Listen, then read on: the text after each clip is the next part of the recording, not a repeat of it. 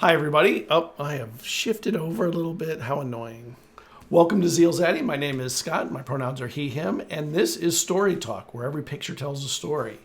Tonight, we're going to talk about role-playing deep emotions and conditions, including, but not less or limited to, love, disgust, wonder, madness, and more. So, in acting, there are supposedly 5 major emotions to master: anger, sadness, love, fear, and joy, and potentially a 6th in surprise. We're going to talk about achieving deep emotional performances as a player in a TTRPG and the road to better and more satisfying outcomes from getting there and recovering from the efforts. Because sometimes getting deep into a character can be an emotional, I don't want to say drain, because I think it's exhilarating for characters, but it definitely takes a toll that you sometimes have to recover from if it's particularly dark or deep. And we are heading into spooky season. So before we get started, for my YouTube viewers, don't forget to like, subscribe, and comment. I love to get comments, and I reply to all of them that are good comments. Bring good comments, please.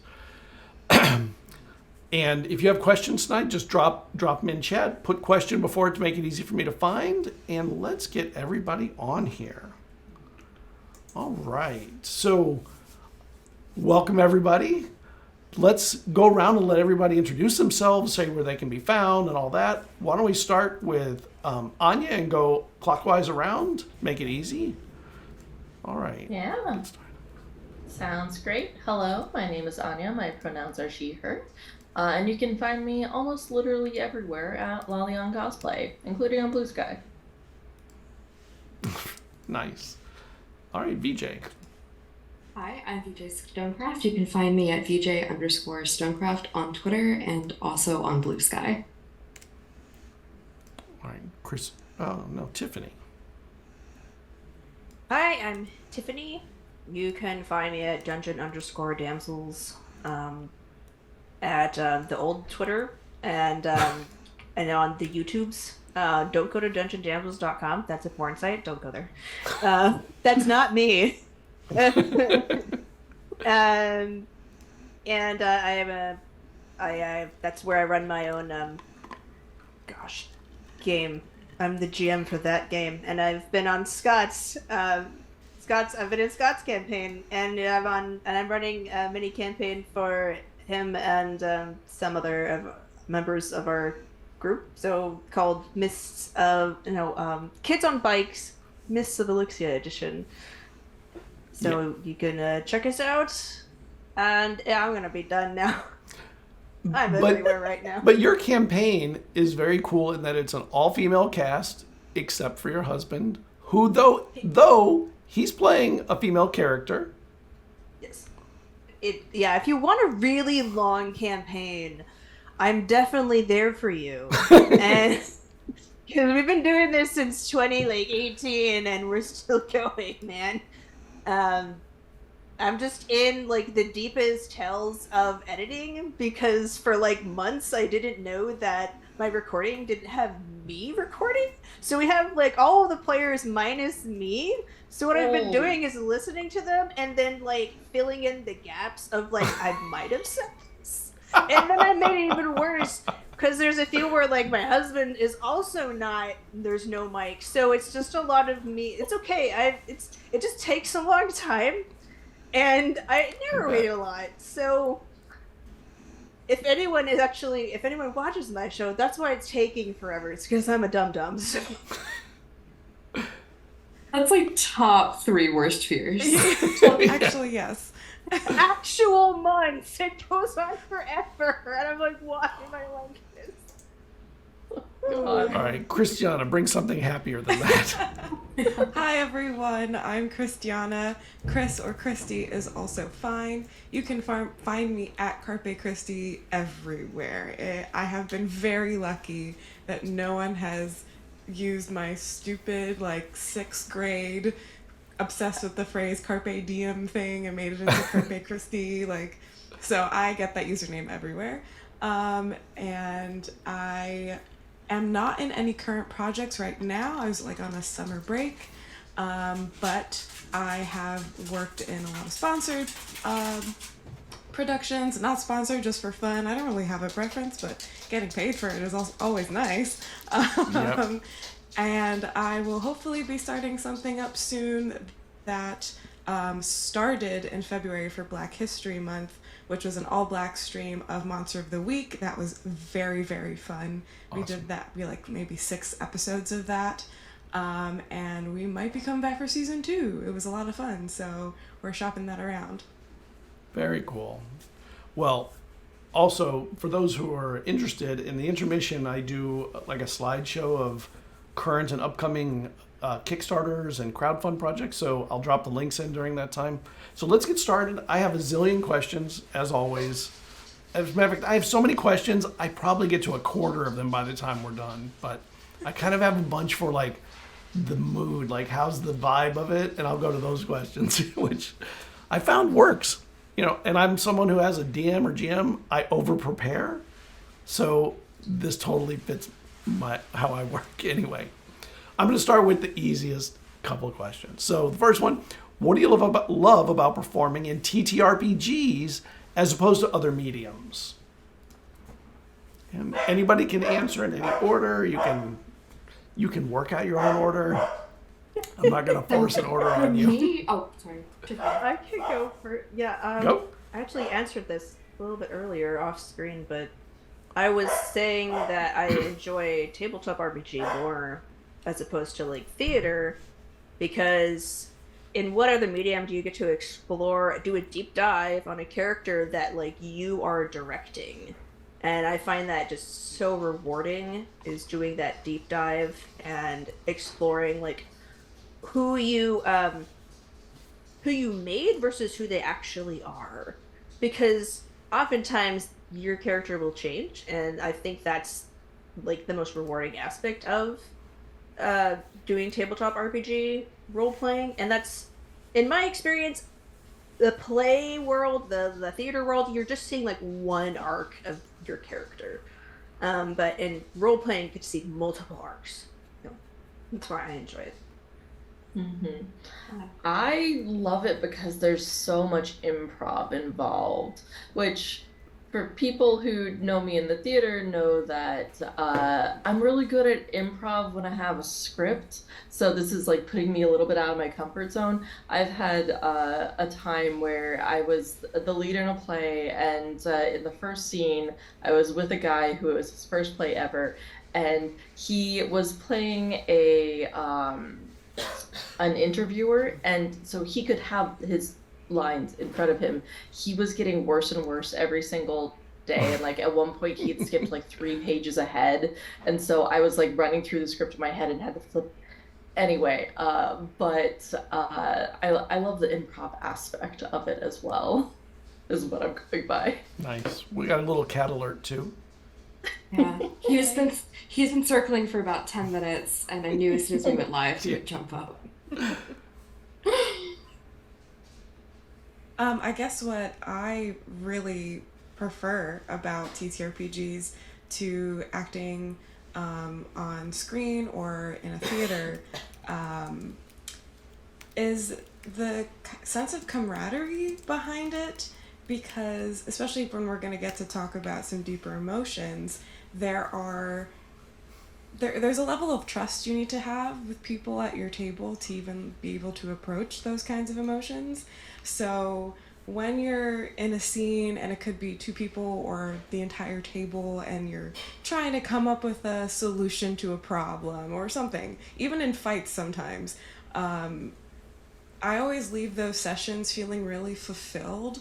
Like, look at all of us nerds, like, sitting around here pretending to be other people, and as those other people, we did these really cool things that I could have never done by myself, and feeding off of each other's energies and seeing, someone else go through something and being right there at the table to either help them or judge them or, whatever your character might do.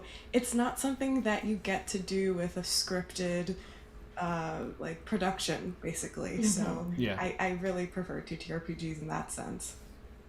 And mine also is kind of in that very same vein, where it's the element of not knowing exactly where things are going to go, that nobody really knows how things are going to end up. I find most media, most stories, pretty predictable. And it's one of the things that I love about watching things or reading things, is trying to see the threads, see the strings, and figure out what the puppet master is doing. And there's no way to do that in TTRPGs, because there's always that very real chance that somebody is going to do something or react to something in a way that you simply can't predict. And so that ability to figure out how it's going to end, or be neatly tied up in a bow, just doesn't exist, because people are far more creative in the moment.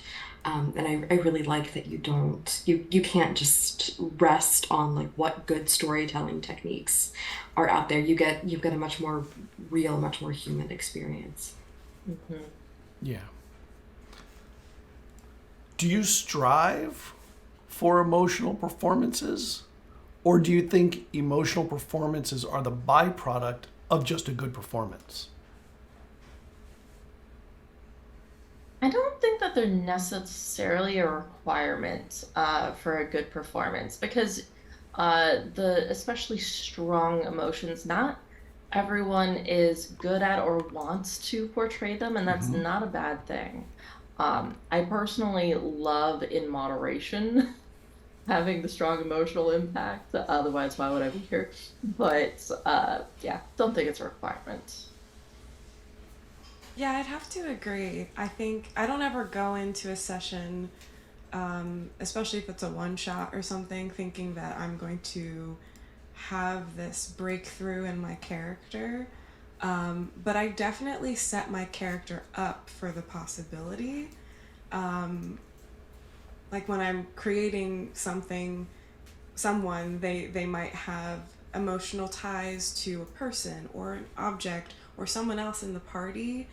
And if the chance if circumstances arise, that means that now we have to role play this intense situation, then of course I'm there, I'm doing it. But if it doesn't happen, it doesn't take away from how much I enjoy the game, I think. Nice.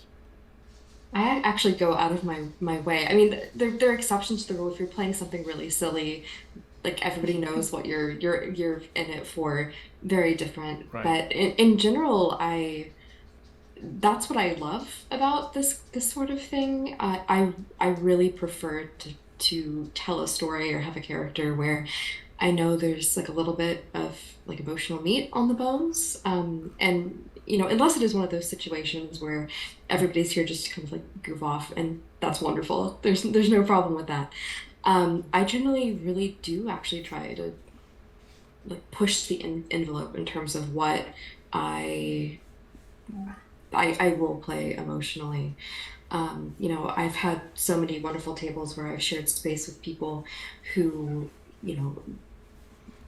changed how I think about role playing, or who really changed the dynamic of the table just by being willing to put themselves out there. So, an experience that went from being, just kind of an everyday role playing experience. You have really good ones, you have bad ones, you have ones in the middle, to something really special because one person was like, I'm gonna take the ball and I'm gonna run with it, in a very authentic way. Yeah. I think I do like a little bit of both. Like a specific example I could think of was this was in the midst of the Elixir campaign that Scott ran, and I played the bard Cariswin, and then she had just basically gotten together with the wizard. They had a long time going, and then he dies. He straight up dies. And what happens worse is that I had to catch a plane. So I left for the airport and he died 5 minutes later. And so I get back into Discord and I'm like, all right, I got through security. What happened? Vezran's dead. And I'm like... So I'm not a killer DM. I don't go out looking to kill players, just so you know. So I had a long time to just ruminate on this death. And I was going on vacation and I was talking to my actual husband and I'm like, Michael, my boyfriend's dead. And he's like, Tiffany, I'm like, we're going on a cruise and my boyfriend's dead. Anyway, I had to like ruminate on that for a long time. So like I knew that she had to have some kind of emotional release because like, but I also knew at the same time she's like the mom of the group, so like she has to keep it together. And then so I just sat on it. I was like, this has to come out at some point, this emotion, and I just sat on it and I waited. And then I was like, here's where it's gonna come out. I actually made this decision. I was like, you know what? It's been long enough. The time to like release this emotional like grief has not shown up, and so like Scott was gonna wrap up, and I'm like, no, I want to role play, and he said, oh, okay. So I had Caradwin go to Bezrin's body and see it for the first time after he died, and so that's when there's this deeply emotional scene of her like being angry at him and the grief and all this stuff that just happened, and she's just like ranting at a body, and it was a very powerful scene. I'm like, go me. But yeah, I planned it. I was like, well, Scott's not going to give this to me, so I'm just going to ask for it. And Sometimes you so in that sense, like, you can plan things, but I think you need to wait for like the right moment to like place it in the emotional beats of the show. Yeah, I have one kind of like that. So I was in a Vampire the Masquerade game on Manapod Studios, and last year, almost exactly a year ago, was kind of our prequel 3 episodes. And I think it was in episode 1, when we came across, so for context, I played Adelaide Villeneuve, a disaster lesbian and fashion designer for the rich and famous in Nice. And we came across her ex, who was a human, at one point in a bar, and she had an immediate like freeze, like please hide me from her moment. And at the very end of our last episode, it was a prequel, I just got to have this extremely emotional release of, like, stealing your words there, but just revealing what had happened with the ex, and showing her vulnerability and showing her fear. And I absolutely made people at the table cry, and it was amazing. Tears are glorious at a table. Right. For all the DMs and GMs, there's a 20 on a D20 means nothing comparatively.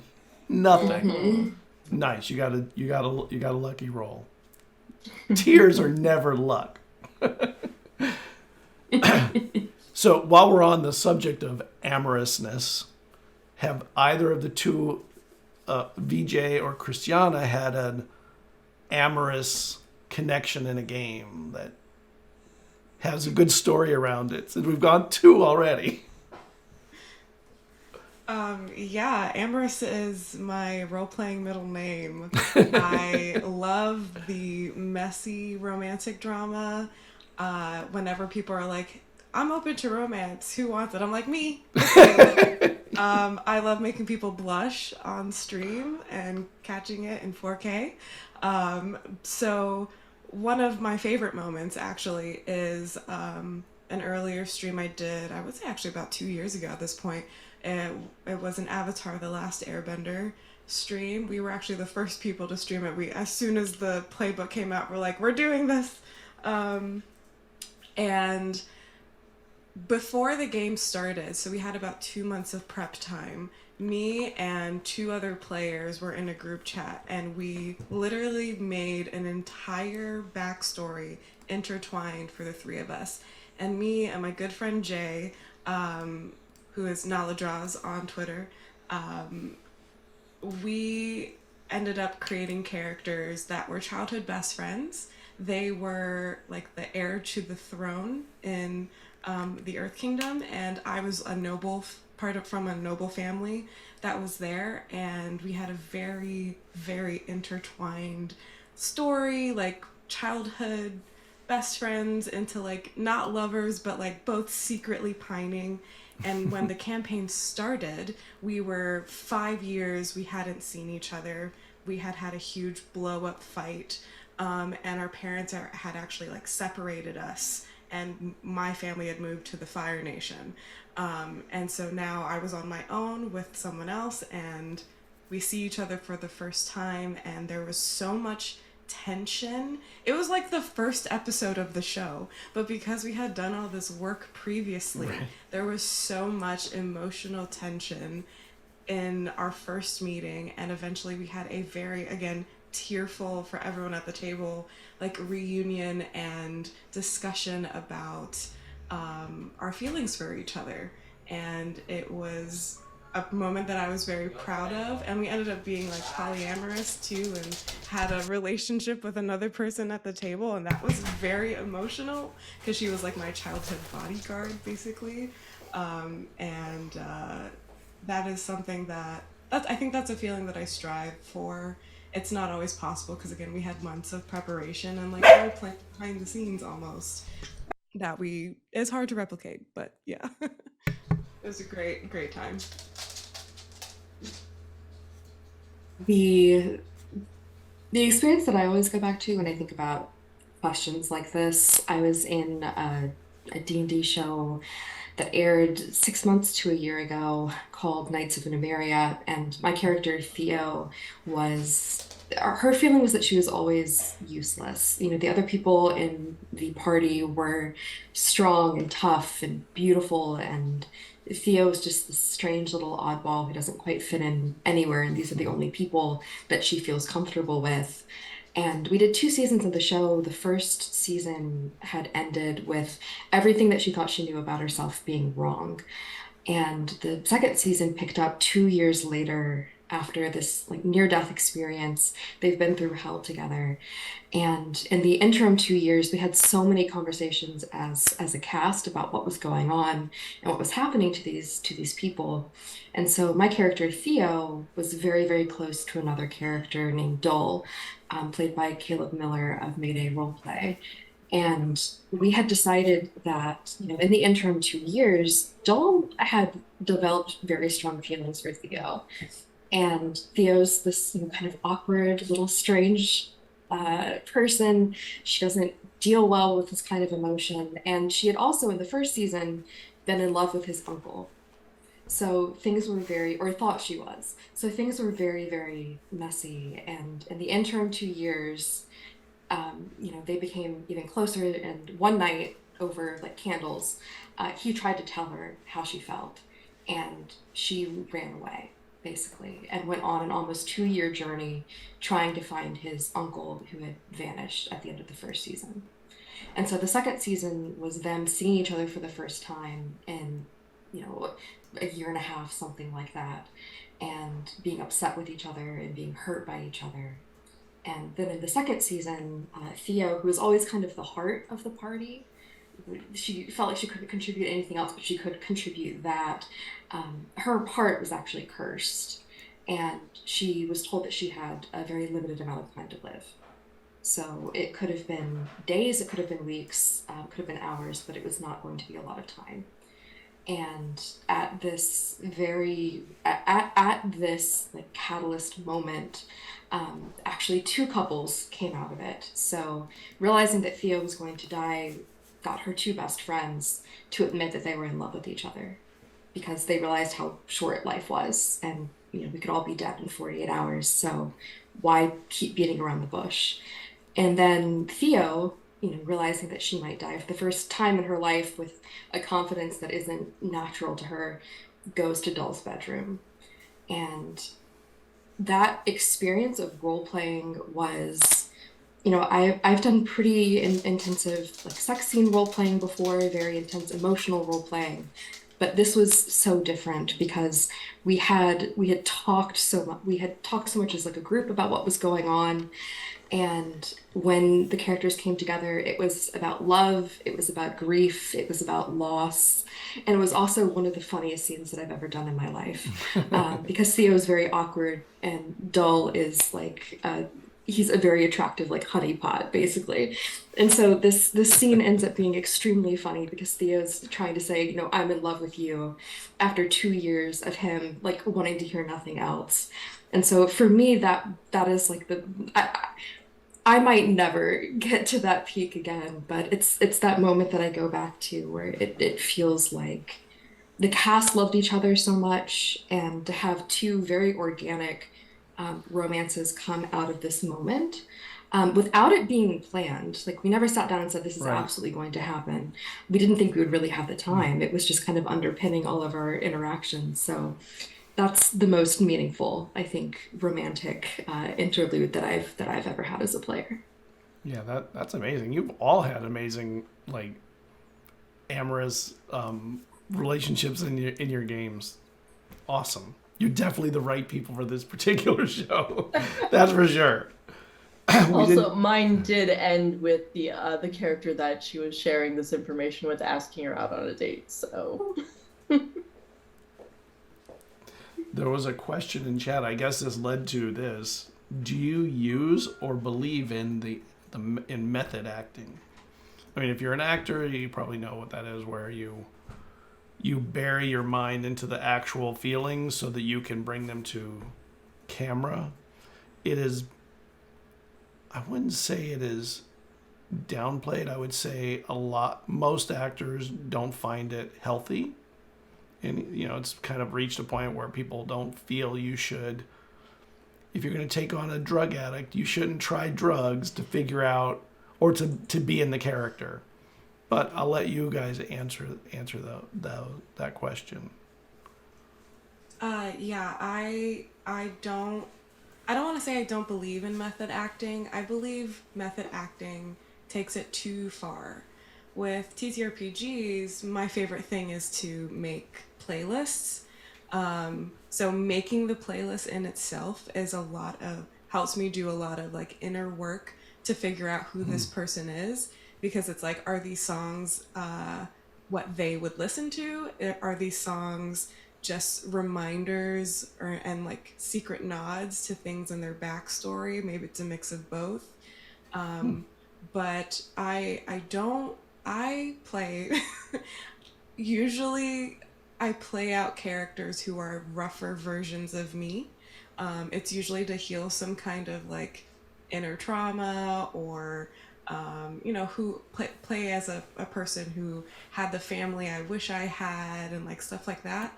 I've actually removed myself from a game before because of how emotionally draining it was. I was playing it was a kids on bikes game with Girls Run These Worlds, and it was a lovely game. We had an amazing cast and an amazing GM, but I was playing a girl who had a very supportive and loving father, and a lot of the plot was around him and our relationship, and it was just really hard. So me being in that mental state probably would have like thrust me into a depression or something at home. I do not recommend method acting really depressing characters. So yeah. Not for me. Anything anybody wants to add to that? I mean, I think that gets a lot of it. No, not really. Yeah. I made a character that had antisocial personality disorder.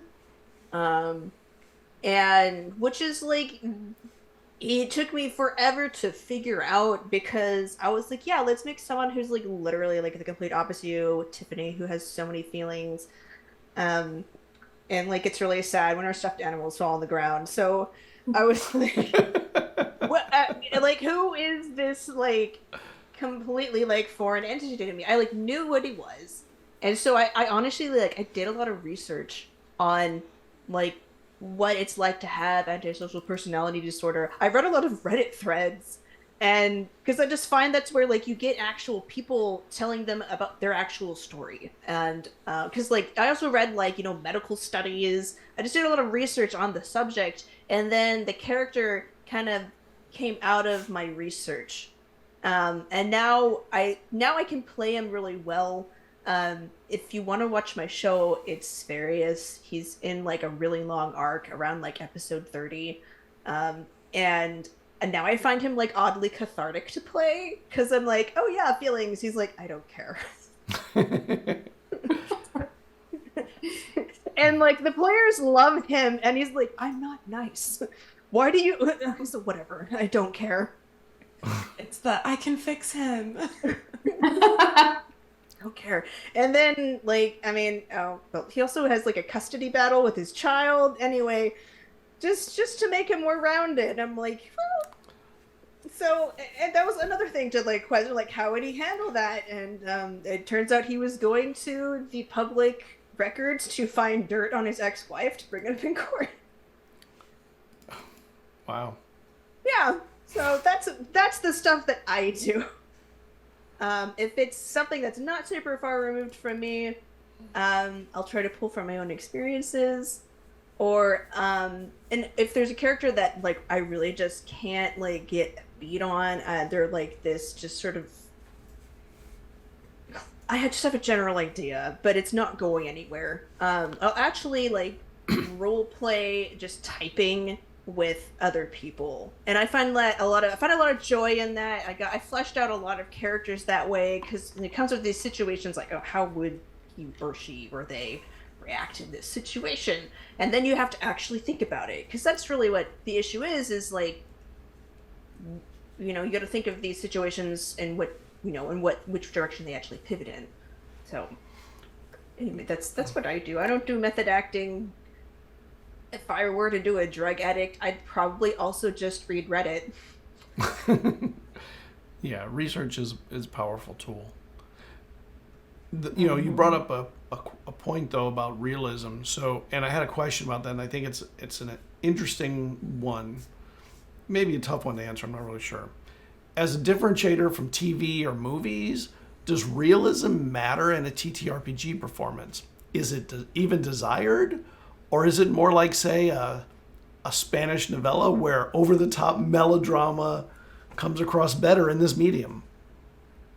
I think it definitely depends on the TTRPG and the story itself. But I know that for me personally, I really struggle with fantasy stories and being a TTRPG player in fantasy stories. I've done quite a lot of them. My favorites have often been those stories, but it takes a lot more effort and a lot more work for me to be able to ground myself because the world is so fantastical. And so one of the things that I look to in order to kind of achieve that, like rooting myself and making the world feel real to me, is basing it in real emotion. So Theo, for example, I'll be the first person to admit I am so bad at doing descriptions of magic. I do not understand it. Like most of the role playing I do is like history stories, which I'm very familiar with. So fantasy stuff doesn't come super naturally to me, but being emotionally vulnerable, that can. And so that's what I look for. Like I'm not going to be winning any Descriptors of the Year awards, but I might be able to make some people cry. And that for me is enough to get myself into the headspace of the character if the emotions are real, even if the world feels a little fuzzy to me at the edges. Nice.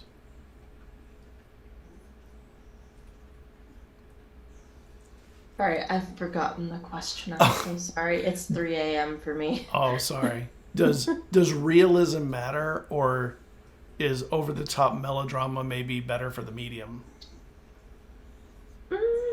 I think both. I think that you can have an argument for both. And a lot of times, like, I'm thinking back to my Glitter Hearts game on Girls Run These Worlds as well.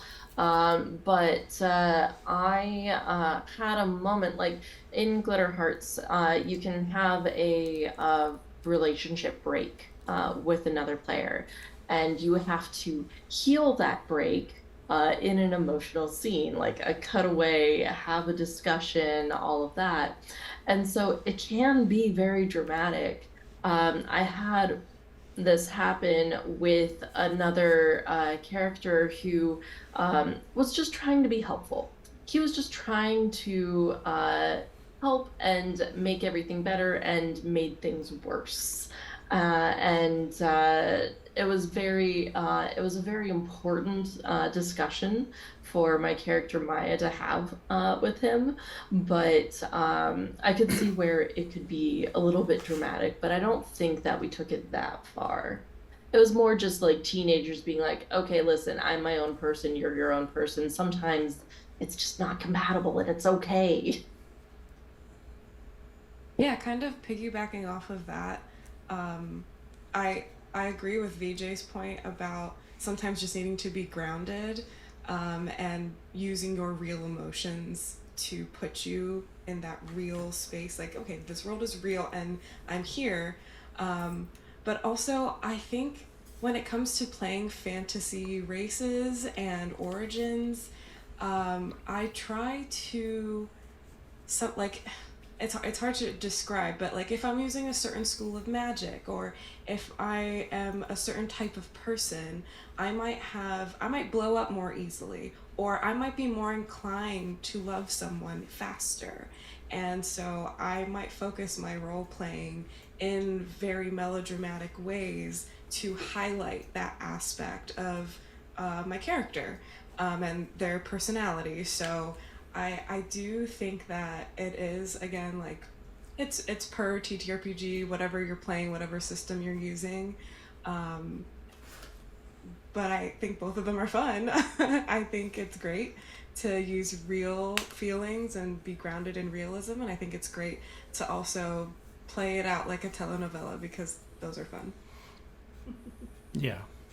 In my experience, it honestly depends on the players that I'm with, because I've had players who just like love the deep emotion stuff, or like so there for it. I'll just vibe in that. We're all like okay with that. And then I've had other tables where they're really just like not okay with that.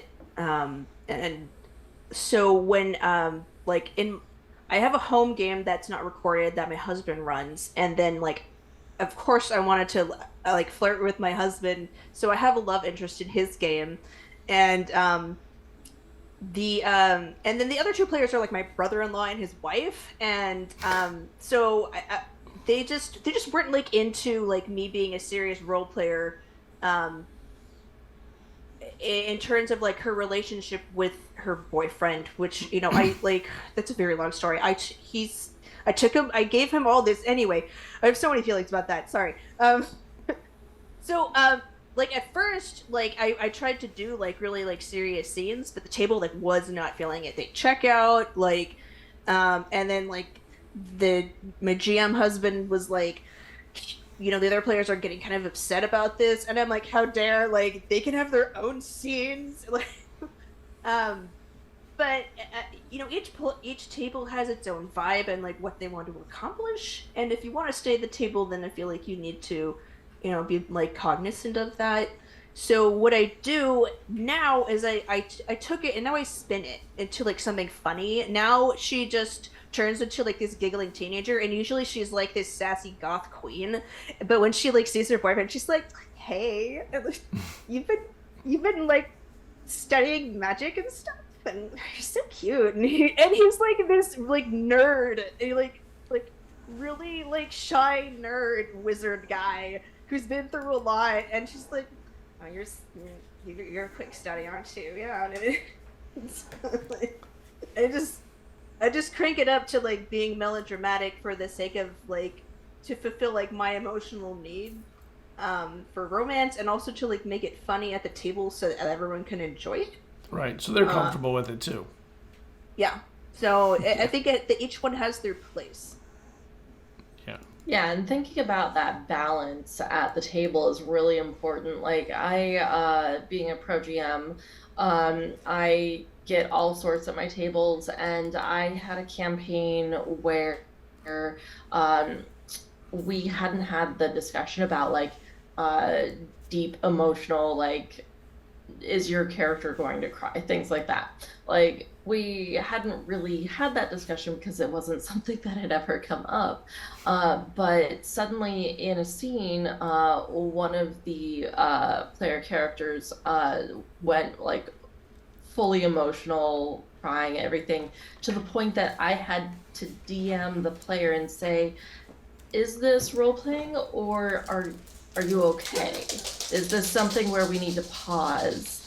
And so then they were just like, oh, no, this is the character. And I just, okay, fine. Okay, let's, at the end of the session, we had a discussion about it and being like, is everyone okay with this? Because it just hadn't come up before. And everyone was just like, oh no, did something suddenly happen to this player?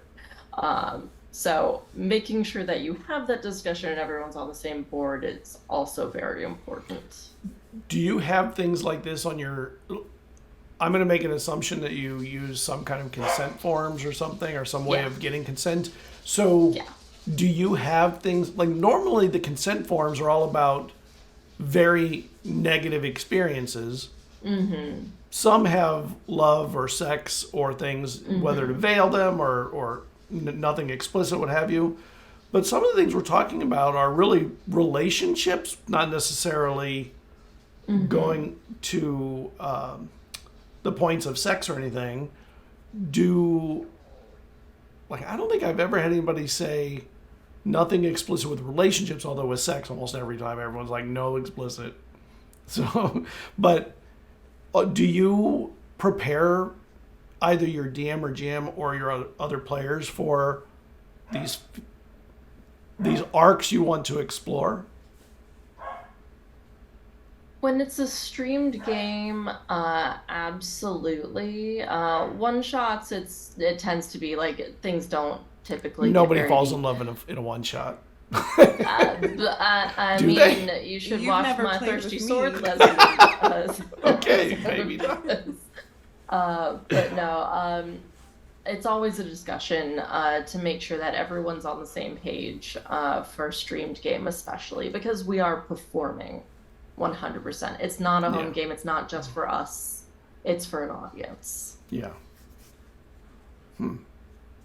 Yeah, I definitely I have found that a lot of people need just like a general heads up of like where we're trying to go emotionally, because otherwise we're all just like, what are we doing? Where are we going? And then no one follows any direction because no direction was given. And like, I'm trying to think of in my current game, the current game that I'm running, we have everyone has a love interest, and there are varying degrees of planning. But like for the most extreme one was I actually like pitched the romance. I was like, look, this NPC is like really compatible to your PC. And so we talked about it, and literally we've had like a year of like we planned it, and it's still in the works because we're like, this needs to be a really slow boil for this to work out. And now they're friends now, and it's really rewarding. And then like the other players have kind of caught on and are like, hey, I want this, and we sort of plan out like basic beats on what we want to do. And then other players, like I have another player where it's my husband actually. He just I kind of just like put it down and then he picked it up, where I was like, here's this like really hot character, and like I was actually poking fun at him because he's a gym rat, and so I had this really hot character like just working out and like doing his thing and not paying attention to anyone else. But and then his character is this really like, you know, teenage girl who likes men and is like, I like what I'm looking at. And so like that's just kind of the shtick that he's stuck with. So she's this flustered girl who's really into this guy, and like we don't plan anything because he doesn't want to plan anything, and that's fine. He's just happy with it being where it's at. So like you don't need to. It just depends on like what sort of experience you want to do. Yeah. Yeah, I've had, generally speaking, I really prefer, no baby, no. I generally prefer the really organic experience if possible, where you don't, plan out every beat. Like conversations about like what you're comfortable with, absolutely, but not necessarily coming and being like, these two characters are going to fall in love and we're going to make it happen. I really like the organic experience. However, I've also had probably the single most, other than the experience with Knights of Numeria that I talked about earlier, like the single most emotionally resonant experience that I've had. I was told by my GM, I won't, oh gosh, I'm so sorry, everybody. I'll finish the story and then try to fix my camera. Okay. It was the cat. So I was told by my GM going in, there had been an entire Call of Cthulhu mini campaign, and then we swiveled into doing Delta Green with the characters who survived. Right. And I was told by my GM, by my keeper, that I was going to die at the end of the first session. There was nothing I could do to save myself. Things had happened in the Call of Cthulhu game that had sealed my fate. So I went into this session knowing that I was going to die. And it is the most fun I have ever had at a table, because I knew I could do whatever I wanted. And I was like, I've got one shot. I don't have the whole campaign to make my mark with this character. I've got, 2 hours, 2.5 hours. Right. And so I was able to pull out all the stops because I was given that real gift by my keeper to say, we're going to do this together and we're going to blow everybody's minds at that table. And ultimately, I would rather have had that experience of like one episode to leave a mark than the whole campaign, just because my keeper was like, we're going to do this together and it's going to be the best shit ever. Sorry, excuse me. It's going to be the best thing ever. And apparently it was. It was, at least for me. I'm really glad Sounds that, awesome. Yeah, it does. And I'm really glad you brought that up, because that kind of feeds into what I was going to say of there are some games where something big is going to happen. Like one of my favorites is 10 Candles. You're going to die. You have until that last candle blows out to be alive. And the whole story is about what you do before you die. And I think when there's consent at the table to do that type of big emotions the entire session, it's really fun and really rewarding. But outside of that, a system that I really like to use is Stars and Wishes. So after a session, for anyone who doesn't know what that is you hang back with your GM and the other players off screen if you're streaming. The stream ends and you kind of you give people compliments and then you compliment yourself. And then you tell the GM something that you would like to happen. Doesn't mean the GM has to do it, but it kind of gives them an indication of how you're feeling and what things you're excited about in the game and would like to pursue. It can give other players an idea about that as well. And it's just a really spoken but like unspoken way of putting your feelings out there and guiding things in a direction that you'd really like them to go for your character. So I find that really rewarding as well. Yeah, it's taking a little bit of control of your arcs, whatever they happen to be. Yeah. Yeah. Let's switch and go away from the positives. Let's talk about a very hard thing to perform, which is disgust. And it is really hard. Okay, I'm going to put out an explanation of what disgust is for people that aren't real. Everyone knows what it feels like. Everyone's been disgusted by something. So disgust protects us from things that make us sick or cause us harm, right? Rotten food, waste, death, cruel, manipulative, or abusive persons, taboos, bodily injuries that distort the body. All of those things can be found disgusting or distasteful to somebody. I would say disgusting is worse than distaste. So it's the extreme of that line of emotions.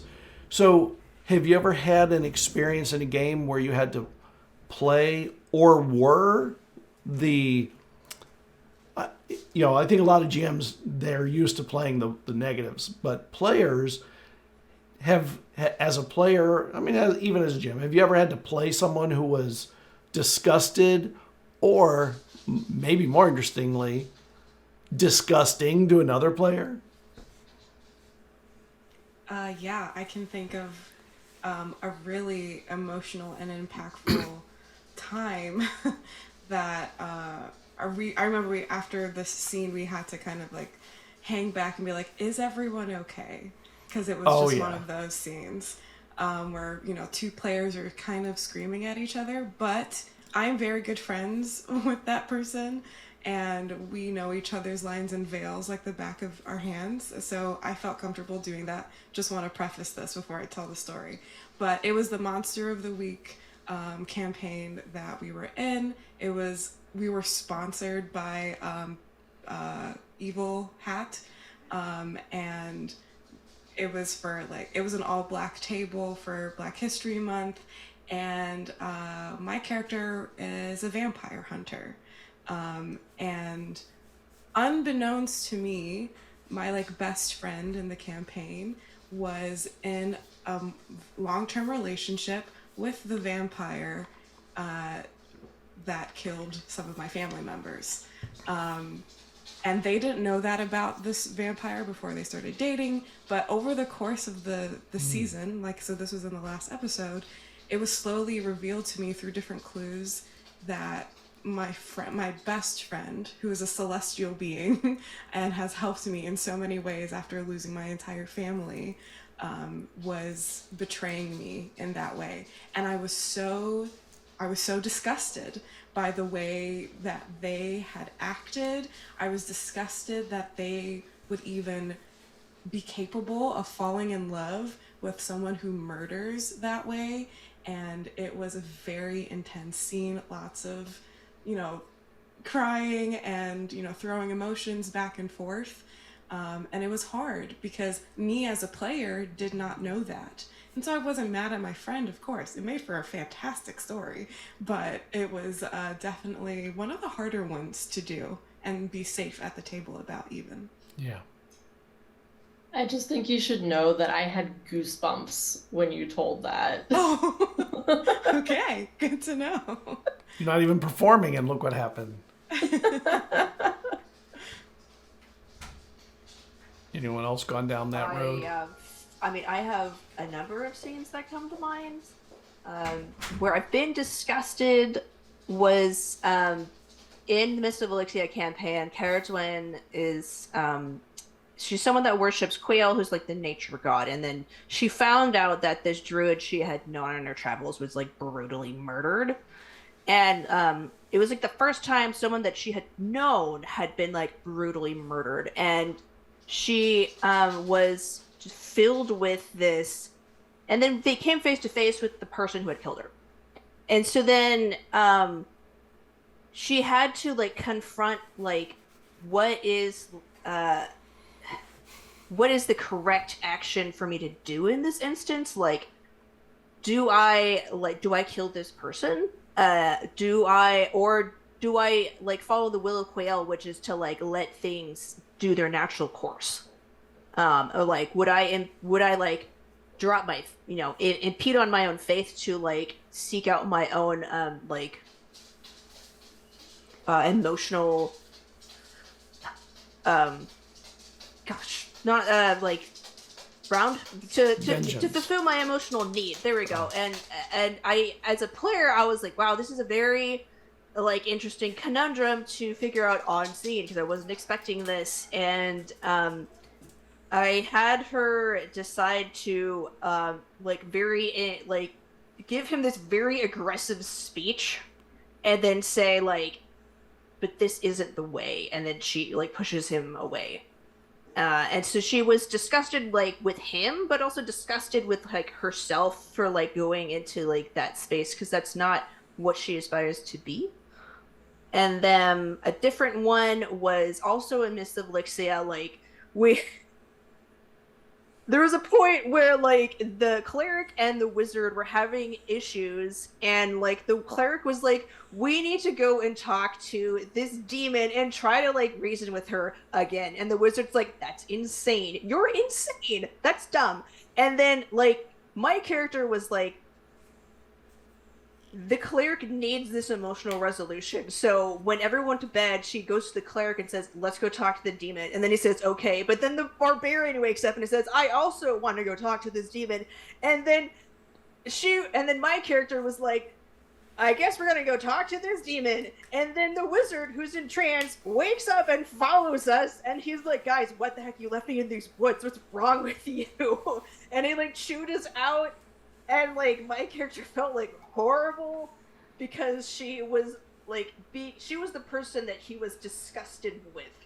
But she was trying to like solve this other emotional problem that she saw, and like I cried. I actually had to leave the stream and come back. I remember. And it turned out fine, but we just had to like a group discussion, and I said, it's okay. I just need to like come back down.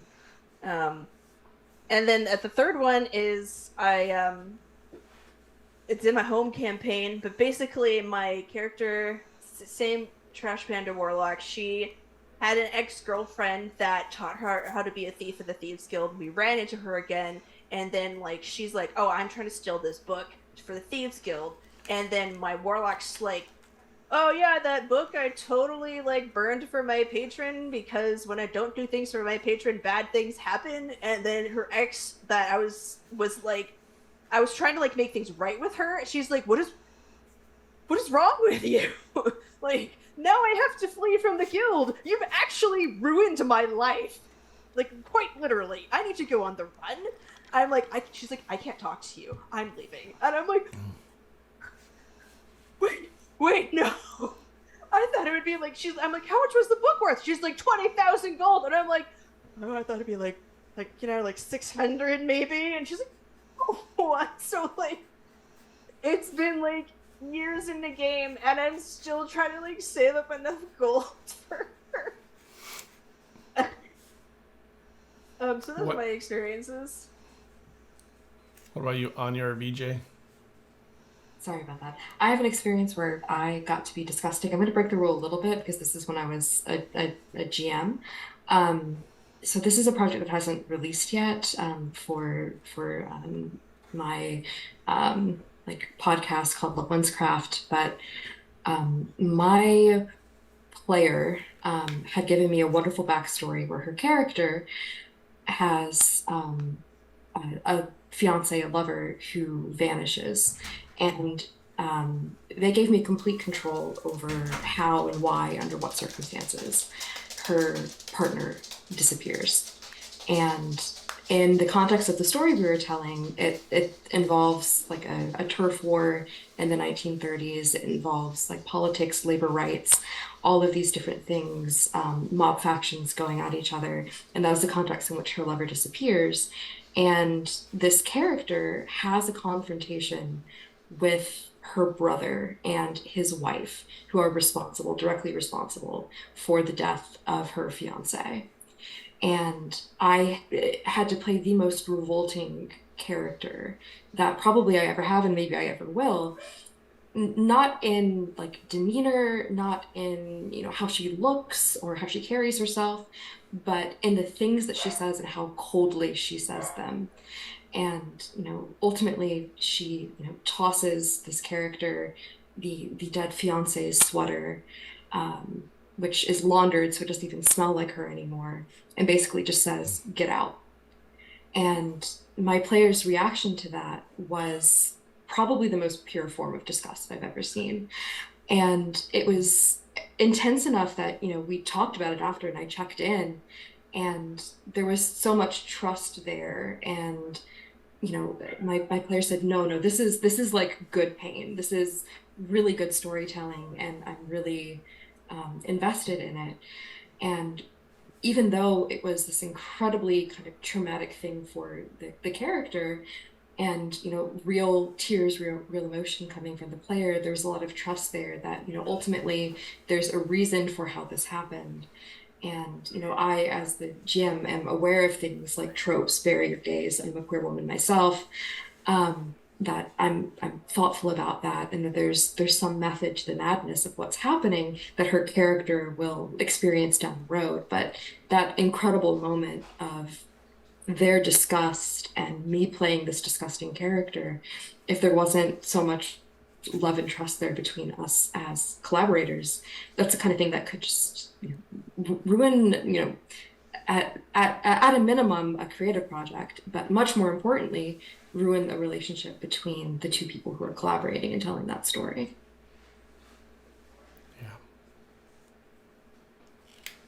Yeah, I've been trying to think of a story for me. I think this is a hard one for me. I feel like the closest I can get is that Vampire the Masquerade game, our second part of it, where everything was falling to bits.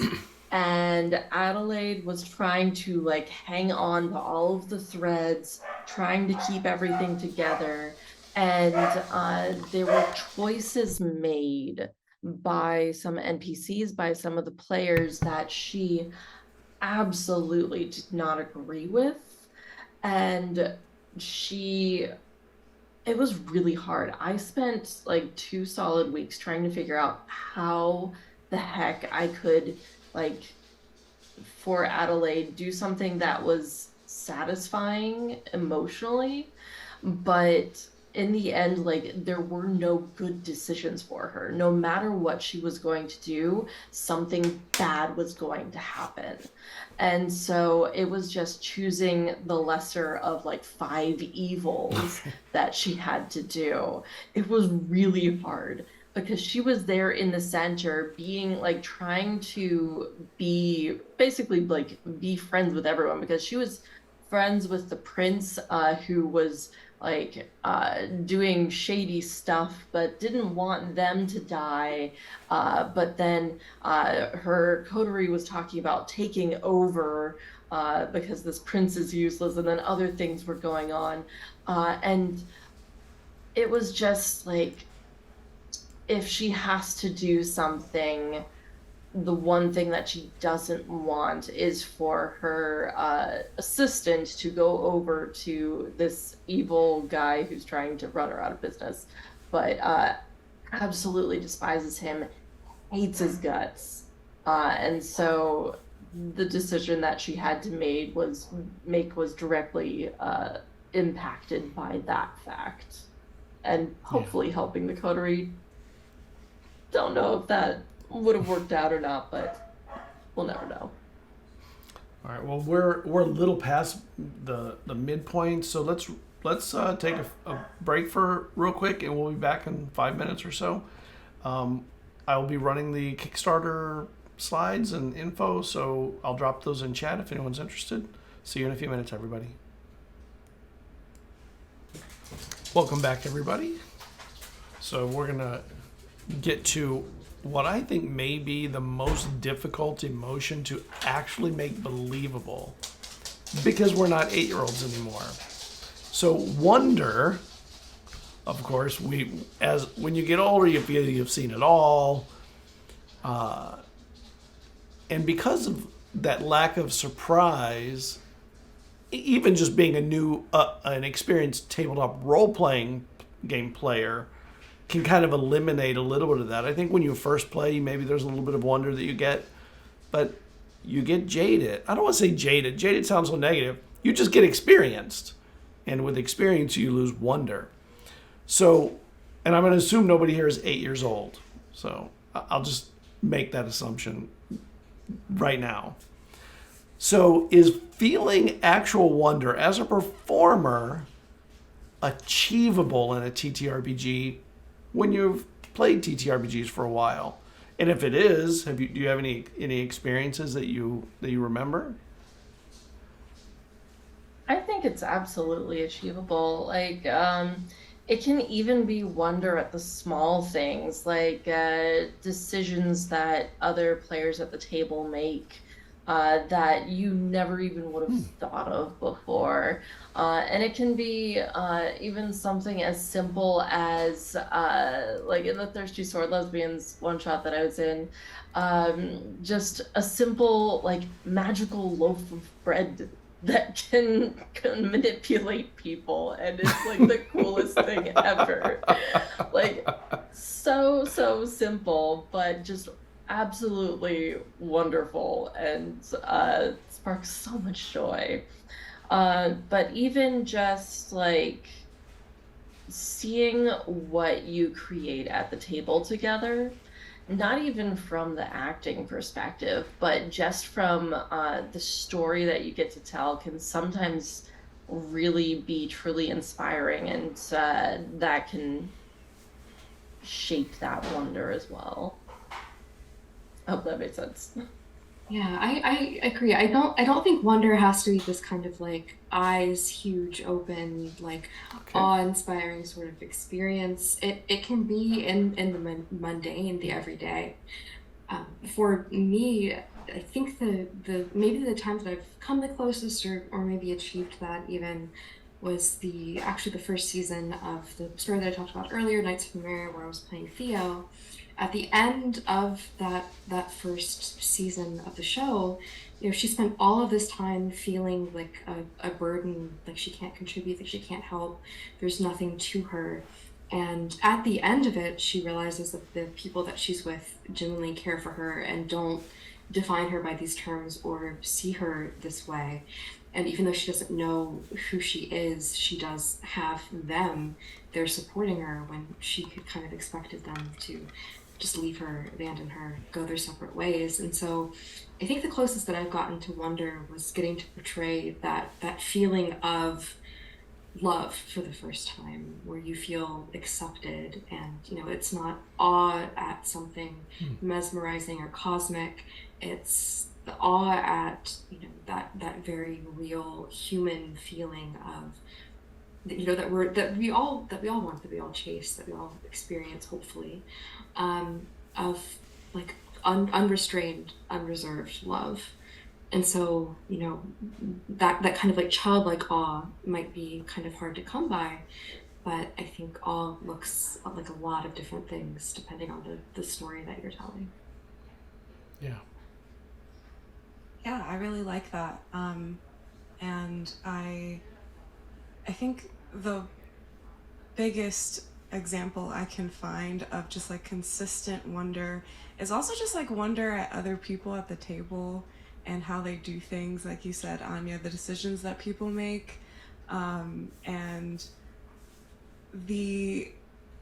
not to like pat myself on the back, it's not that, but sometimes like at yourself, like I surprise myself sometimes with the applications of different things, or like a spell. Like there was one time early in my D&D days, I didn't know much about how each spell is like supposed to be used, and so I used Unseen Servant to like go into a room 2 feet in front of me and open the door for our party, because we didn't have a rogue at the time, and it was totally within the confines of the spell, and everyone's like, oh my god, I didn't know you could do that with that spell.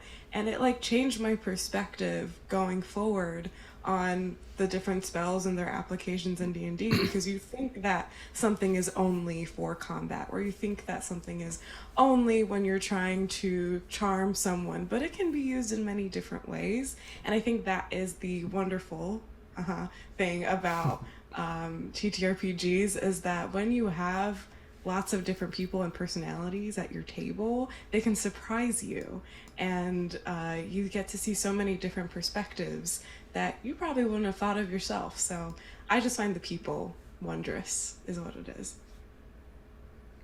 All right, well, this is like a loaded question for me, because I interpret wonder in several different ways. So the first example that came to mind was my very first Dungeons and Dragons long-term campaign, and there was this big sense of wonder because it was a home game. Carl was my DM. He had done so much world building, it just bananas bonkers. Like he had like full court systems. Each country had like different political systems. They were all fighting each other. Like we were only on like this much of the world, but the world's like this big. And then like he's like, yeah, there's this big cosmic battle that we had to unravel. And I was just like, the whole time I was just like whisked away on this like wild train ride of like, here's the world and everything that's happening, and no, you can't fix everything.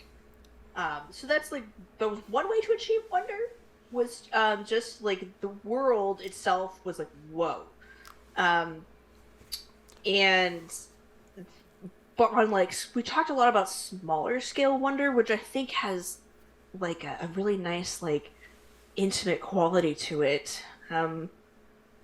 Especially when the character is given a wonder about themselves, like they discover this side of themselves that they didn't know existed or could exist.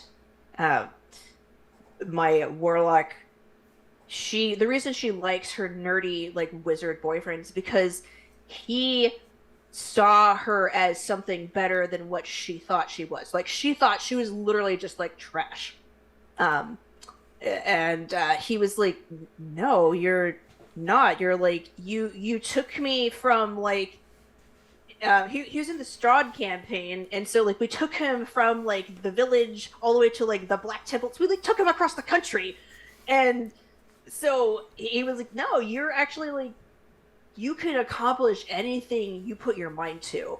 And so like that like struck a huge chord with her because she thought that like she thought she contributed like so little, and everything was just like everyone else because like we have the artificer who's super smart and like talented, and the monk who could like backflip, and then like she's like, I'm just this like skinny slut who got it like a warlock pack. I don't know what you think I'm doing here. And like because of that idea, now she is like years later as the campaign's gone on, like she's helping to facilitate the like immigration of elves from a different plane into the material plane.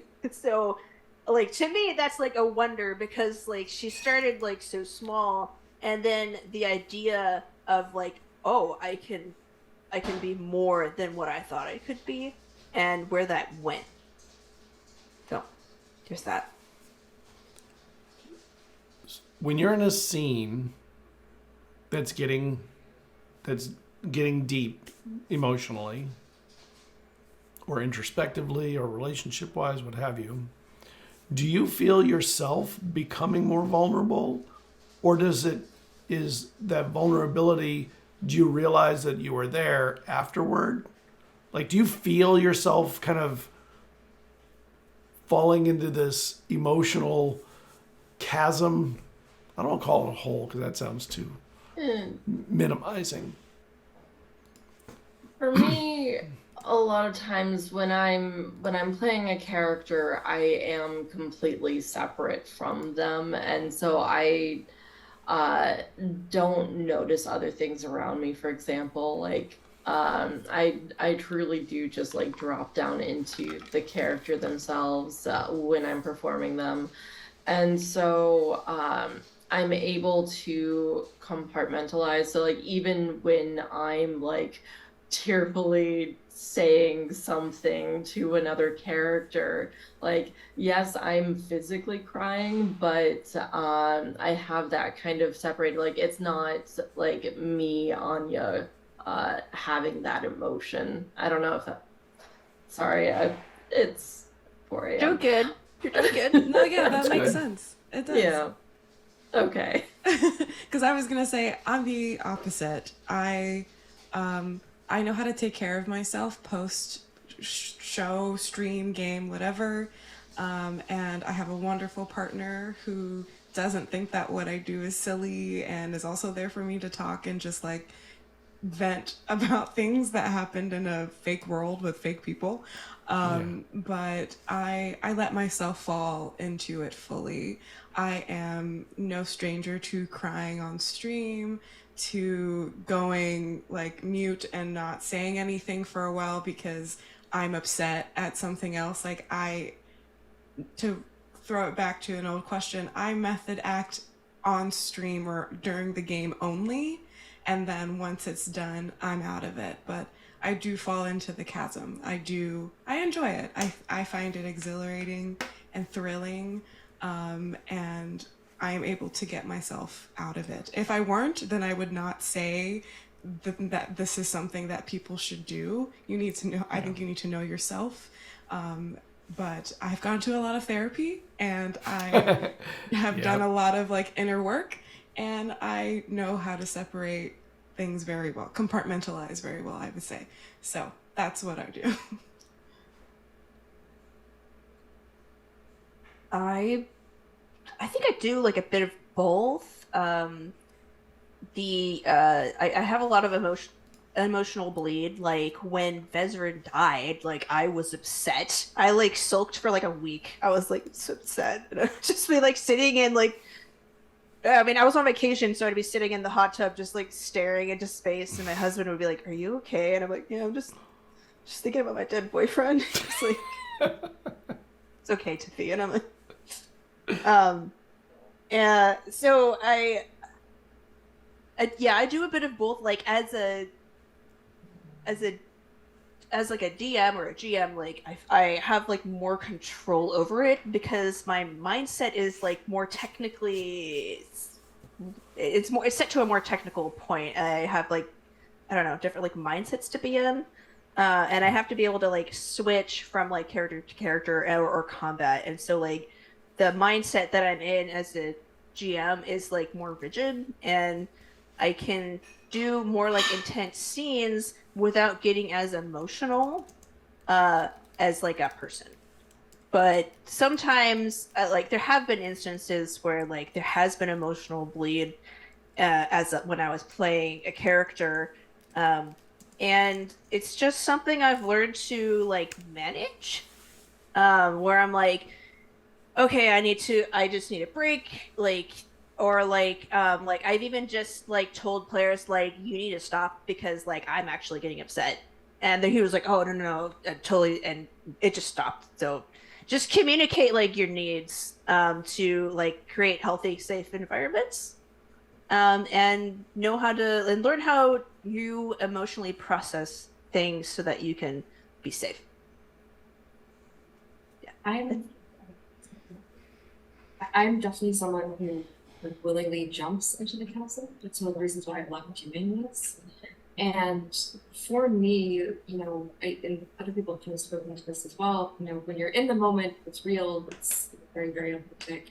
And then once, you know, the scene wraps or the story wraps, you know, whatever that looks like, once I'm on the other side of it, I still have like that adrenaline and the exhilaration of whatever emotion I was role playing, but I don't hold on to the grief or the loss. So I don't really get bleed.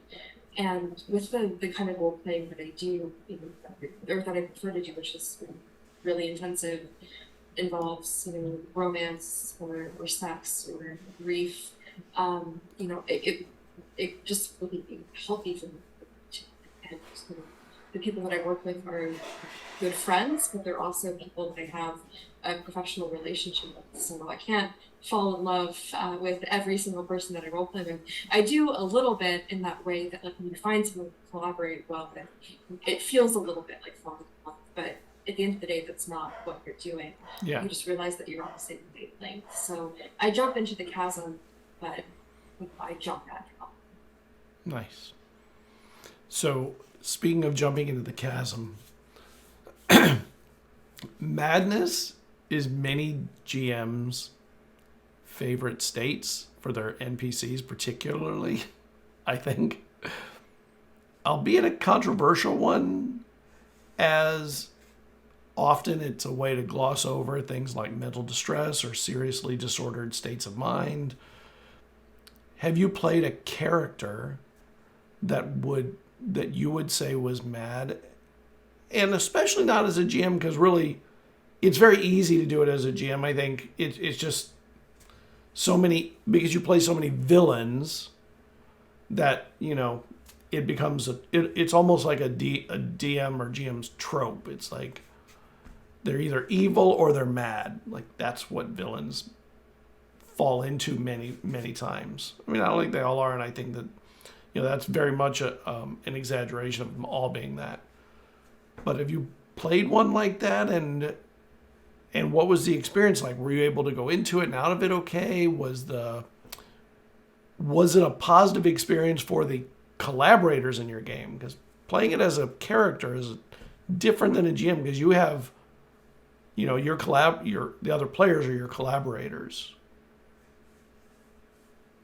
I can say the only time I've ever played someone who had any kind of mental problems was in a play. I've never had something like that as one of my characters. So Yeah.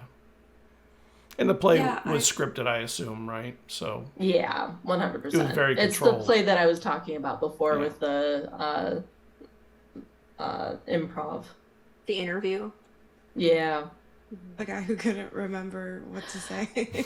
God, no, this character, it's based off of the sweat lodges in Arizona. And so this character is one who had gone full on into it, and she was the sole survivor. Got it.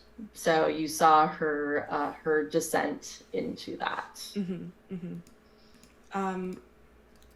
The only character that was probably like mad adjacent was a VTM character who was I'm forgetting now what kind of vampire she was. That's kind of known for being a little wild.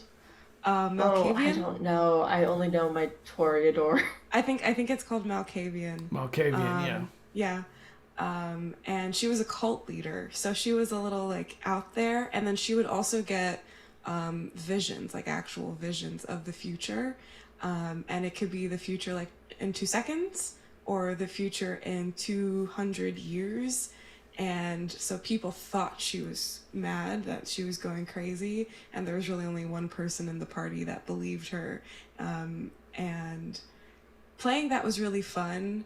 That is something that I did have to work with my GM ahead of time to be like, hey, when this kind of stuff happens, like I have chosen these traits, so when I'm hungry, like this is gonna happen.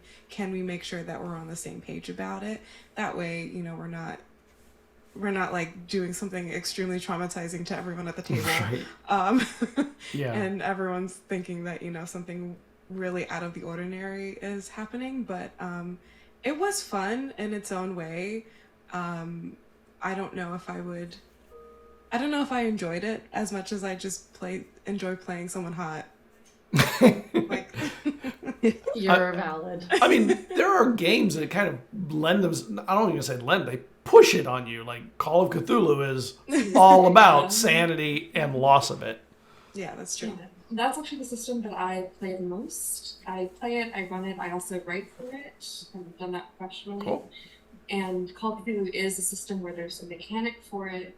There's a couple of mods out there, and like people do it differently sometimes.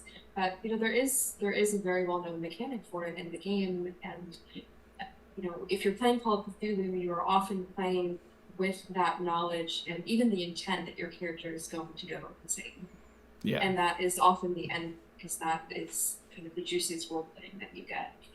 And for one of the characters that I've played, Arabella Earhart, who's in the Call of Cthulhu game over at Crossroads Games, she was like young, quirky, plucky, like 20-year-old kid, way, like seemingly in way over her head. And based on the things that were happening to her, a person that she had met on this like spelunking expedition is ripped apart in front of her, like literally in front of her. This person that she had bonded with, that she became quite close to as they were exploring this cave, and he's just gone. And my character had what's called malpractice in that system. And there's all kinds of different ways to do that, all different kinds of different ways to play it, but kind of keeping in mind that people with mental health disorders and conditions are far more likely to be the victims of violence than the perpetrators of it. That's something that I keep in mind when I run games and when I play characters that go mad, that I don't resort to violence as like the first thing that happens, right? And so this moment with Arabella, she doesn't suddenly become incredibly aggressive. She doesn't start hurting other people. She does something within her character that makes sense, which is that she starts panicking and she shuts down and she starts to relive the traumas of her life. So even though this is a system where the like madness tables and all of this have no bearing on reality and look nothing like insanity actually does in our real world, trying to include some like kernel of truth or verisimilitude to it that isn't hopefully ideally insulting or disparaging or undermining, but it feels real to the character without kind of crossing a boundary of like taste or insulting. I just thought of something. Wretched and Alone. So it's a system for solo journaling RPGs. And I played Ebb Tide a little over a year ago. And that one is, I'm forgetting the writer's name, Steven something, I think. But it's on Itch.io. And this game is one where you are, you've won tickets to go on this cruise. You don't remember signing up for the giveaway, but you won tickets. And you go on this cruise, have a wonderful time, and wake up the sole survivor of a mass murder. Everyone on the ship, including all of the crew, is dead. And so it's very much Call of Cthulhu vibes in that there's a beast coming up from below. And you're trying to stop this before you go mad or what have you. There's a Jenga tower involved that is like your mental state. And this is a mechanic from the Wretched system. And so I played Ebb Tide, and that was what inspired me to, I actually wrote my own Wretched system game called Mountaintop Isolation. So very much those same vibes of the isolation and like slowly deteriorating mental state as you're trapped alone in a blizzard in this cabin far away from anyone and everything, and you keep finding really disturbing, creepy things. So it's a fun time. Did your friends set you up to die? Question mark? Right. I think that's interesting that they put you in a situation like that. And you said it's a solo game, right? It's a solo game, yeah. So you don't even have other players or characters as either support or fallback. Exactly. Wow. And that's one of the things, especially with solo games that are this kind of general theme. You include content warnings, and I made a note in Mountaintop Isolation to be like, check in with yourself if you need to skip a card, because you have a deck of cards for oracles. If you need to skip a card, do it. Pick a different card. Things like that, like making sure that you are okay as the player, as the only one playing this game, to continue. So, yeah. Oh, interesting. Madness. I thought of two things. One was that I did a horror mini campaign a couple years ago. It's called Dark Waters. It's actually a Halloween special, and I explored a couple different subgenres of horror. And the first one was like creature feature. The second one was like survival, and then the third one was existential, was eldritch horror or like existential crisis horror. I forgot what that. Cosmic horror. There we go.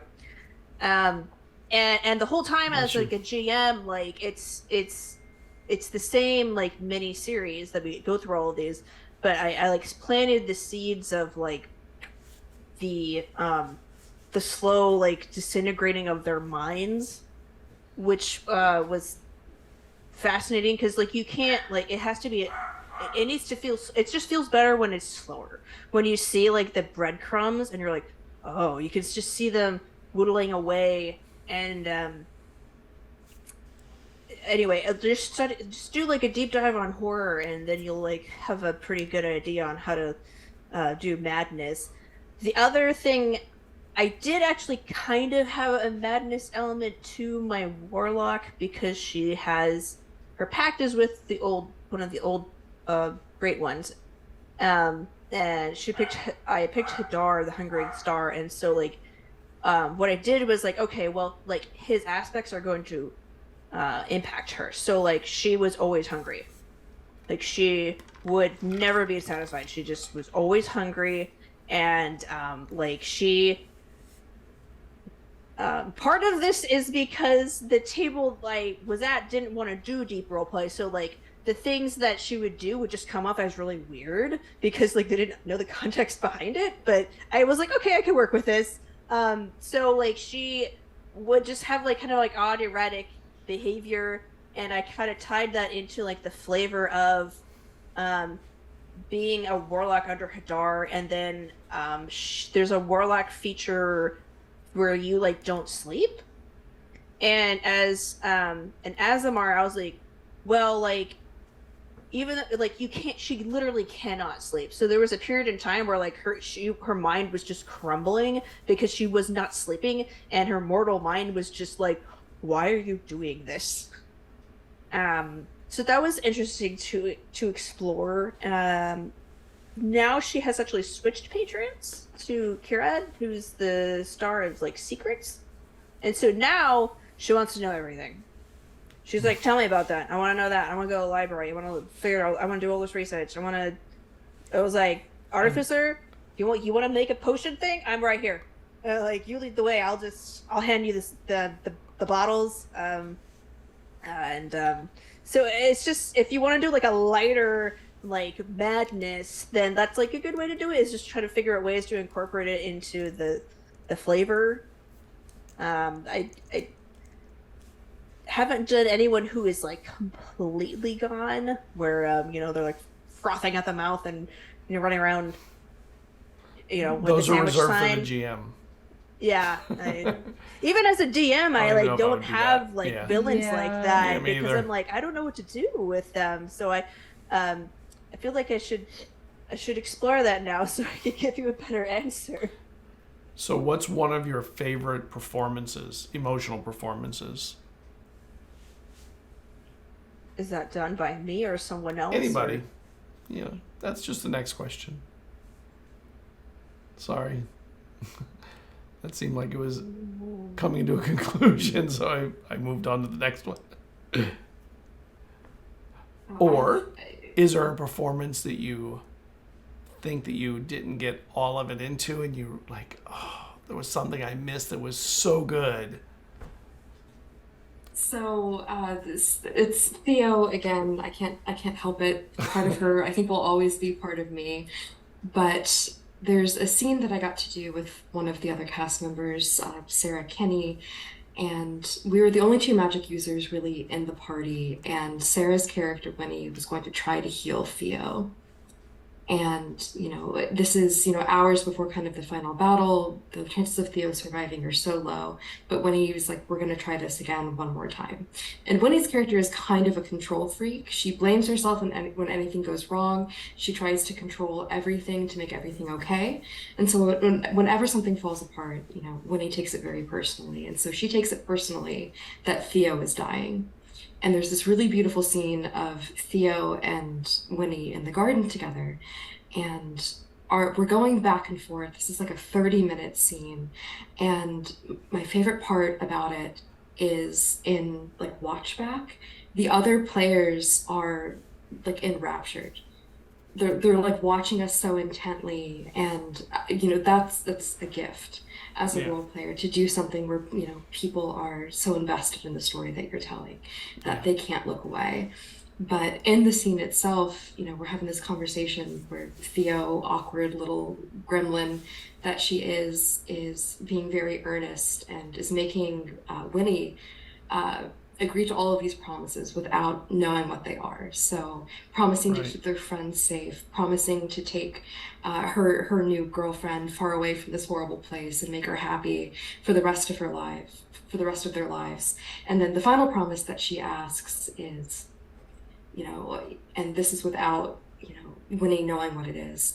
If it doesn't work and if your magic kills me, you don't get to blame yourself for it. And delivering that line and seeing the ripple effect on the screen, and then Sarah, who is a tremendous role player, one of the best I've ever worked with, get choked up and have to reel it back and then work through it and continue the scene, that's easily within the top 3 things that I've ever performed, and it wasn't me doing it. It was her reaction that was so genuine and so beautiful to the moment that we were sharing. And without spoiling what happens, that entire scene of getting to share that time together, that moment, because our characters didn't really have that much one-on-one time together prior to that moment. It carried so much weight for the story, for the characters that we were playing, and it was just what an incredible moment and what an incredible gift to get to share with each other, to kind of make those promises to each other. That was so beautiful. I almost cried. I love that. That was really nice.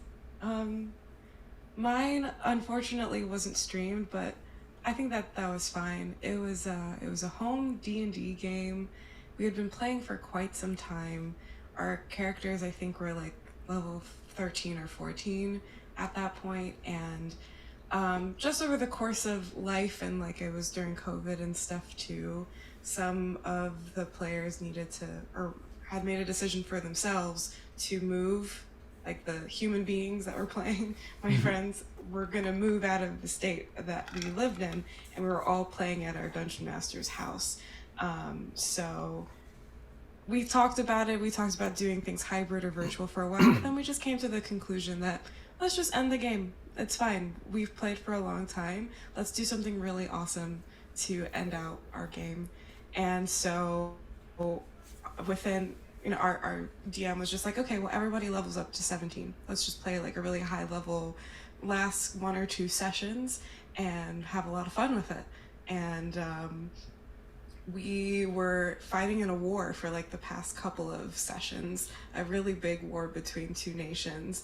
And we had decided to choose one side of this war. And one of my character was a cleric, level 17 at that point, and had someone she loved very much on the other side of the war. Just through circumstances, she was like a legacy warrior, basically. So like everyone in her family for hundreds of years has been fighting for this kingdom. They're champions for this king, and so she is too. And it just so happens like the side we chose to back, they end up winning the war, but at the cost and everything of kind of her life. The dust clears and settles, and we're going out and like looking for people, looking for survivors. We think we're kind of celebrating, and then I see the nearly lifeless body of the woman that I love, and it was so emotional. And my character Demelza, I ended up like on the floor next to her, and I'm shotgunning healing spells into her as much as I can. Any spell that I have is into it. I called on divine intervention, and I got all of my spell slots back, and I'm just like throwing things at her. And me as a person knows that it's not gonna work. She dies very quickly once I get there. And the game kind of wraps up. We carry her body away. The game wraps up in the very last session. Our DM did kind of like a monologue of what happens in the world, since we're not going to be playing in it anymore. And where we were fighting was a pretty desolate field. No grass or nothing really grows there. It was just like a gigantic, like hundreds of acres of land that nobody lives in. But 50 years have passed, and because of one very desperate cleric, it is now the most lush place. All of the healing spells that I had thrown into the earth around her turned this place into a beautiful forest that feeds the entire kingdom, and like did all of this good for it. And just hearing that, and hearing, I'm pretty sure he'd improv that, because it was kind of right after. It was the most emotional thing I think I've ever experienced post game, and it was really lovely to beautiful have that happen. You're literally making me cry. Oh no! Oh, no. That was gorgeous. Yeah, that was some good jamming. I got 2, because I think in GM brain and I think in player brain. In the game I run, we had a player want to lead, and she said, "I want my player to die." So I said, "Okay." And the way we had it happen was the players had upset a drow war matron, and essentially what she did was she stabbed the warlock while the monk was trying to carry her away and pull her out of combat. And so and like she like Tarina the warlock had gone down, she was unconscious, and then the war matron just stabbed her. And like Keonthi the monk just like picks her up, and then like they've got their butt kicked, like everything's really bad, they're scared. Then the druids like, "Get on the owls, we're gonna just fly out of here." So they flee the scene, and then they come to like this desecrated like church and land there, and all of them are around her body sobbing, and the druids just like putting healing spells into her, like, "Why isn't this working?" And they all eventually like accept that Trina is not dead, and they have a funeral for her. The NPCs all say something over her, and like they are distraught over it, because like they're like, we barely knew her, and like they're like, we let her down, and we could have been so much better for her. And so they basically like vowed to like be there for each other after that, and to like be more like open. And the monk at the, like, she cried. She was like, Keonthi feels worthless in this instance, because again, she has failed to protect people she loves. And one of a really beautiful moment that they did was there was a statue inside the church, and so they like took the broken wings of the goddess and erected them over her grave as her grave marker. And that was a really powerful scene. I feel like it brought the like crew together, and I remember that because everyone was just really into it. It was just this very like raw, visceral, but in like a good way moment.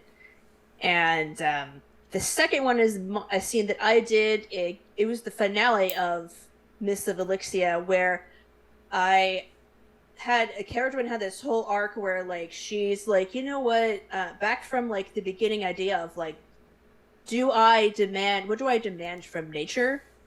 And she's like, you know what, I literally saved the world, I think I can demand the resurrection of my boyfriend. And she did. And so what happened was Scott gave me this like amazing instrument. She's like, I have this legendary item, and I'm like, oh. It was like the first one I'd ever gotten. And so I had to like perform this, like we had to do a big giant performance because she was a bard and it was going to be a bardic resurrection. So what I did was like I took a song from like real Tiffany life that meant a lot to me, and then I like reworded it and took like scenes from the campaign and mentioned them in it, and even players that had like left the campaign, I mentioned them in it as well. And it wound up being like a really long song, but it was a very like beautiful scene. I'm a singer, so I actually sung the song, and it was very for me it was very emotional. Gosh, you know when like your heart's like just like full, and like but you also want to like cry, and then you're also like kind of happy, and you just have all of these emotions at once, and then like I'm trying to sing at the same time. So we resurrected him, and then like the first thing he says is, "Why did you bring me back?" And Caradron off the bat's like, "Because I love you, and you're worth it to me." And so then he just was like, And then she's like, "Do you want to get married?" And he says, "I guess so." She's like, "Great, we're having a shotgun wedding. Let's go." At first, everyone like slapped him in the face because like we're like, "Don't die again. Don't you do that again." And oh yeah, here's another good line I said was he was like, "Yeah, let's get married." And she's like, "Good, because the next time you think about doing something stupid, you'll think, would my wife like that?" And you can think, no. So that was, I mean, we had a very like deep emotional scene, and then it went into like a lot of silliness, which is still great because there's a lot of like levity in the group as a general, so it was appropriate for like the group we were in. So those are my scenes. Yeah. I already talked about one of them, which was the emotional Vampire the Masquerade scene. Another one that I thought of, and this requires a little bit of context with the Glitter Hearts game, because it's an ending moment. But we were playing as mermaids. You touch water, you turn into a mermaid. And so my character, bright, bubbly person, when she transforms into a mermaid, she has a horrifying maw and looks absolutely terrifying. And she hates her mermaid form, hates going into the water because of it. And she used to be on the swim team. So, and so you see over the progression of the season, her getting a little bit more comfortable with who she is as a mermaid and things like that. And there's a moment that perfectly like bookends that first time that you see her not wanting to get in the water, where it's like this final fight scene, and she looks at everyone and says, "I'm useless to you like this," and just jumps into the water. And just having that full arc moment, like I had orchestrated it just slightly, but I didn't really realize the impact that it was going to have on the other players, because they had seen the whole story of her like kind of becoming more accepting of who she is as a mermaid, and like being more comfortable in her fins instead of in her skin. And so having that impactful moment there really meant a lot to me. Yeah, I think that arcs are completed often by collaboration with the other players, not just on your own. And they really, we're acting. I mean, they're our audience as much as the audience watching it, maybe more so. And when they're feeling it and you're feeling it, we have reached the end of the show. I do want to say that you've mentioned Glitter Hearts a couple times. I've interviewed Greg, and the interview with him is on YouTube. You should go check it out. I met him at Gen Con, and he was a great interview, and he talked a little bit about the game and how he created it and where it came from. Beautiful. It's a terrific game if you haven't played it. Let's go around and let everybody know where they can find you and what you're up to. We'll go in reverse order from where we were before. We'll start with you, Christiana. Sure. Or Christy.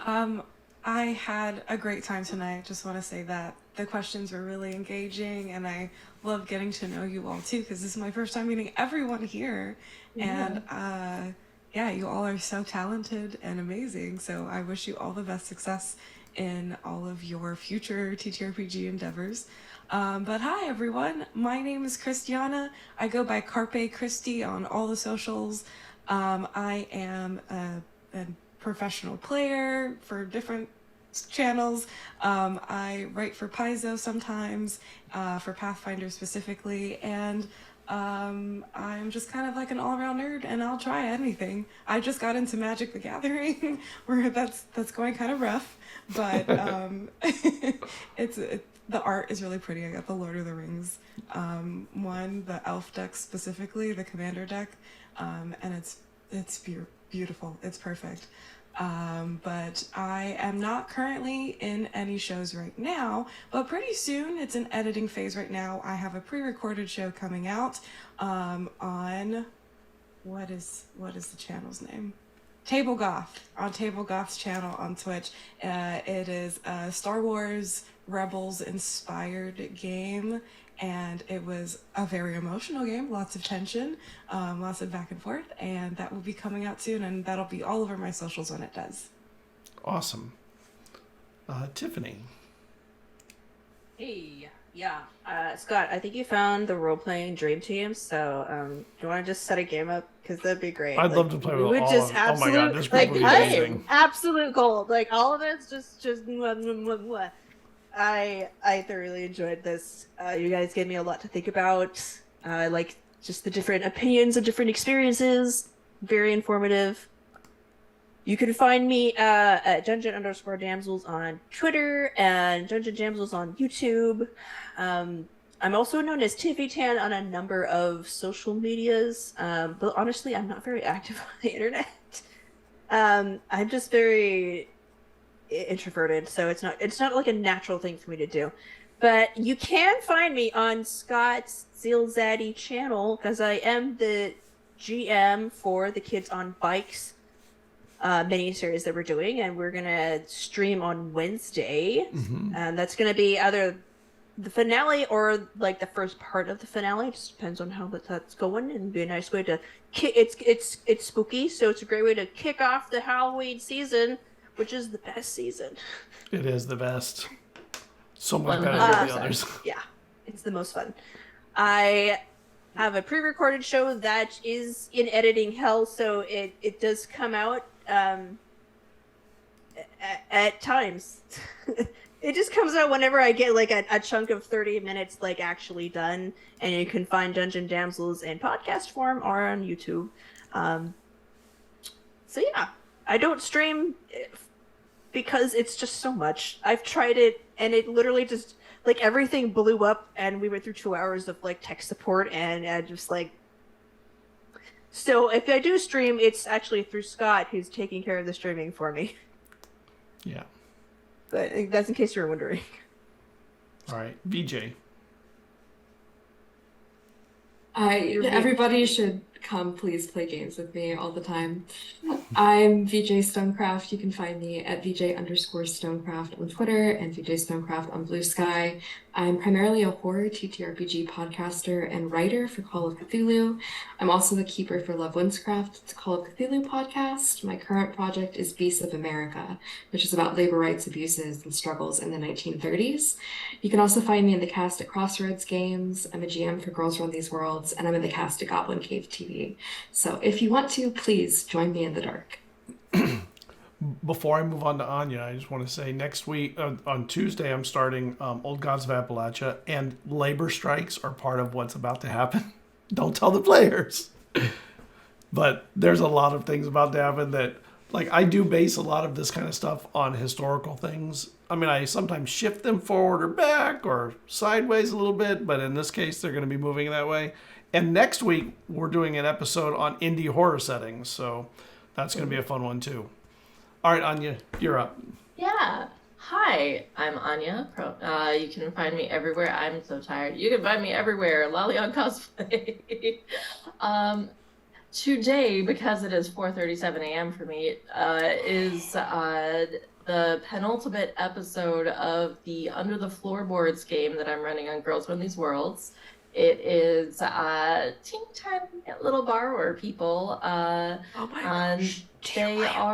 They are currently going out into the garden, so we'll see how things work out for them. But that is 1 p.m. Eastern time, 7 p.m. here in Germany. So there's that. And then the other thing that I would want to mention is that on November 1st is when my Kickstarter for my new indie TTRPG, The Apothecary's Apprentice, is going to be launched. You should absolutely check it out if you want. The pre-launch page is open now, so if you want to get notified on launch, you can click on that. But you play as a potion maker's apprentice, the apothecary's apprentice, because it sounds cool, and make potions, build the world around you, all fun kinds of stuff. So I'm excited for it. Fun fact, Anya, you're playing with Ghost Candle. Yeah. And we know her. She was in our Mist game. Yeah. Natalie is also the one who did the stock art that is in The Apothecary's Apprentice. Yeah, I was thinking that was right. I was like, and did your art for Tea and Toadstools. And did the art for Tea and Toadstools. So which is another one of my games. Natalie's great. I met her in human person for the first time yesterday because she was at. Oh, nice. Jealous. She was at a convention, and I was like, I live like 2 hours from that, so I'm gonna come see you. Amazing. Anyway, Very Natalie's great. Also a great person. Check out Ghost Candle. Yeah. All right. I'm Scott, and this is Story Talk. Next week, like I said, we'll be talking about indie horror settings because we're in spooky month, so you got to get in all the spooky, our favorite month. Thank you for joining us tonight, and we'll see you on YouTube in about a week, and then we'll maybe all get to play together somewhere. All right, take care, everybody. Have a good night. Bye. Bye.